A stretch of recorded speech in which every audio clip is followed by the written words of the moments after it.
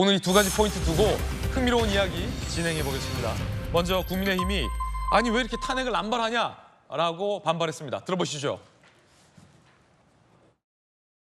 정쟁 유발, 탄핵 중동, 민주당을 규탄한다. 습관적으로 탄핵을 시도하는 것은 그 자체가 헌법과 법률을 무시하고 파괴하는 위헌적 행위입니다. 내년 총선을 앞두고 방송행정을 관장하는 정부 부처의 손발을 묶어 국정을 마비시키고 민주당 쪽으로 기울어진 운동장을 조성하려는 속셈입니다. 우리 여당과 대통령은 민생부터 함께 살리자고 호소했습니다. 그러나 민주당은 정쟁 폭탄을 떨어뜨렸습니다. 최소한의 도의도 포기해버린 참 나쁜 야당입니다. 오만과 폭주 반드시 국민들의 심판으로 갚게 될 것이라는 점을 확신합니다. 민주당이 탄핵 소추안을 당론으로 발의했는데 당초에는 한동훈 법무부 장관 탄핵할 수 있어. 탄핵할 거야. 기다려봐 했는데 정작 한 장관은 이번 탄핵 소추의 대상에서 제외됐습니다. 이동관 방통위원장과 검사 2명을 탄핵하겠다고 나섰습니다. 이동관 방통위원장, 이정섭 수험지검 2차장 검사인데 이 검사가 지금 이재명 대표를 수사하고 있는 현 수사팀입니다. 그래서 국민의힘에서는 이정섭 검사가 자녀 위장 전입 의혹밖에 밝혀진 게 없는데 그걸 갖고 탄핵한다는 건 사실상 수사를 무마시키려는, 수사를 방해하려는 건 아니냐, 방탄 탄핵 아니냐라고 반발하고 있고요. 손준성 검사 고발 사주 의혹으로 탄핵하겠다라고 당론으로 탄핵 소추안을 발의했습니다. 그런데 잘 아시다시피 이제는 뭐 우리 국민 여러분들 워낙 잘 아십니다. 국무위원 탄핵안은요, 본회의의 보고 후에 24시간에서 72시간 내에 표결을 해야 하는데요. 어제 국민의힘이 예정돼 있던 필리버스터, 그 필리버스터를 예정대로 했다면 24시간을 넘겨서 본회의 기간 안에 표결을 할 수 있었을 겁니다. 그런데 홀랑이라는 표현을 해야겠습니다. 홀랑 필리버스터를 취소하는 바람에 본회의가 그냥 그대로 끝나버려서 새로 본회의를 열지 않으면 이 탄핵 소추안은 폐기될 운명에 처했습니다. 민주당은 지도부는 당혹스러운 분위기입니다. 홍익표 원내대표 이야기 준비되어 있는데요. 들어보시죠. 국민의힘에게도 묻고 싶습니다. 필리버스터까지 해놨다가 이동관 방통위원장을 지키기 위해서 스스로 자신들이 해야 될 일까지 내팽개친 것은 결국은 국가 운영이나 언론의 자유보다는 이동관 방통위원장을 통해서 언론을 장악하려는 것이 본 속셈이었다는 것을 그대로 노출했다고 생각합니다. 국민의힘이 필리버스터를 할 줄 알고 예상하고 탄핵소추 발의를 밀어붙였는데 김병민 최고위원님, 예. 이 방심을 한 건가요? 아니면 너무 의석수만 믿고 있었던 걸까요? 필리버스터를 국민의힘이 안 해버리니까 본회의가 그냥 그대로 24시간도 안 돼서 끝나버려서 이대로라면 지금 폐기될 수순이에요? 국민의힘의 필리버스터를 믿고 여기에 대한 탄핵 소추안을 발의를 하고 난 다음에 여당을 믿고 탄핵을 밀어붙인 거군요. 밀어붙였다는 것 자체가 애당초의 꼼수 아니겠습니까? 예. 그러니까 필리버스터라는 것은 법안 처리에 대해서 소수당으로 할 수 있는 마지막 저항수단입니다. 그렇죠. 국민께 왜 이 법안이 잘못됐는지를 마지막으로 읍수하고 설명하더라도 거대 의석을 갖고 있는 민주당이 밀어붙이면 법안 가결 처리될 수밖에 없습니다.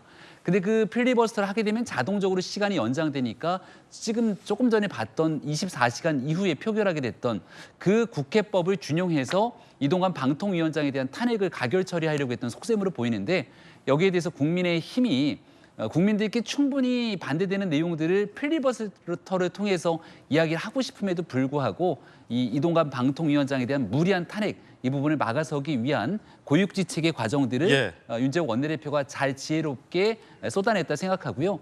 이동관 방통위원장을 탄핵시키기 위해서는 헌법과 법률을 위반한 중대한 혐의가 있어야 되는데 지금까지 민주당이 왜 헌법과 법률을 위반한 중대한 혐의로 탄핵돼야 되는지를 설명하지 않고 있습니다. 결국은 꼼수에 대한 국회 이 야당이 갖고 있는 의석의 힘 여기에 대한 제동이 걸렸다 이렇게 말씀드리겠습니다. 흥미로운 게 일단 뭐 탄핵의 정당성에 대한 논의는 잠시 후에 좀 본격적으로 나눠보겠고요.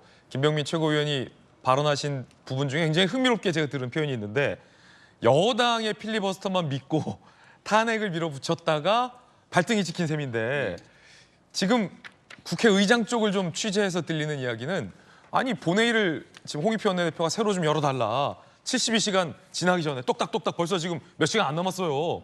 본회의를 새로 열어달라라고 민주당 지도부는 국회의장을 지금 조르고 있는데 국회의장께서는 아 여야가 합의해야지 본회의를 어떻게 내 맘대로 여냐.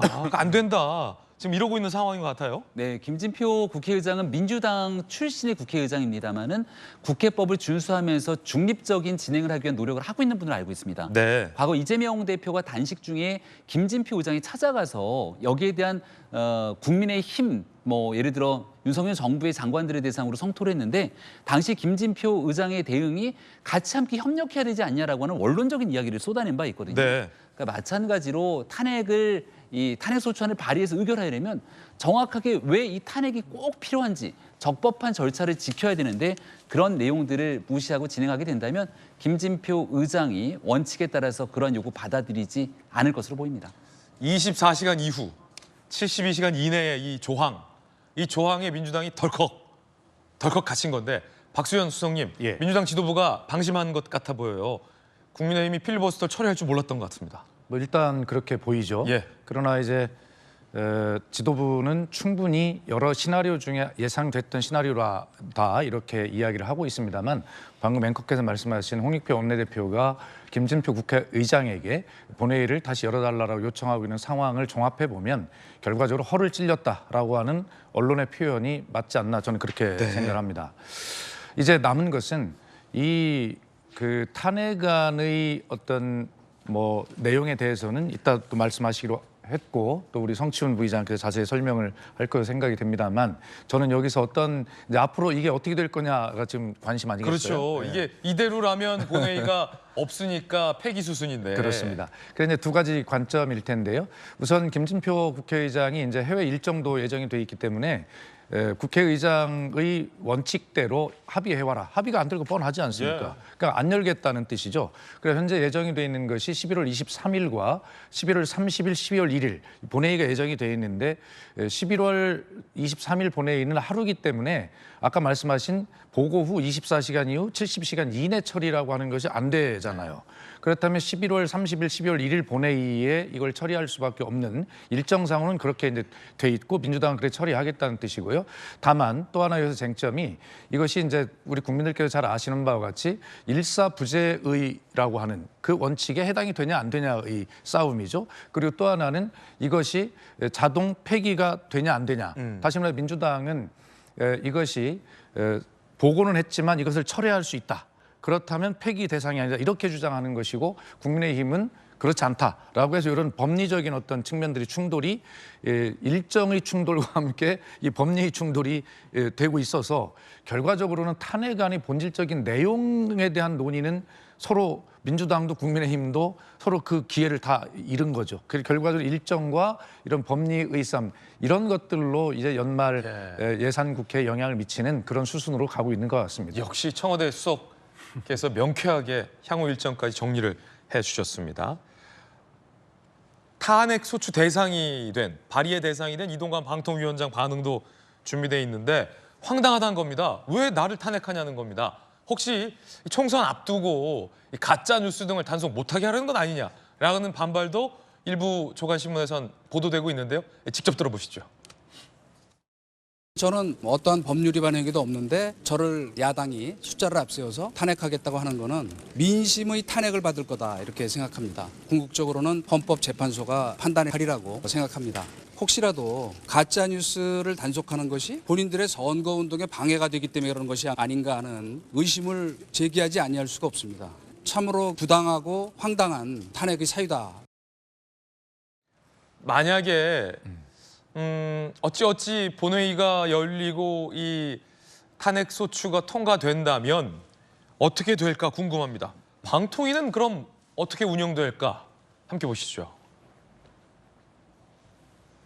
민주당에서는 폐기되더라도 재발의해서 처리하겠다.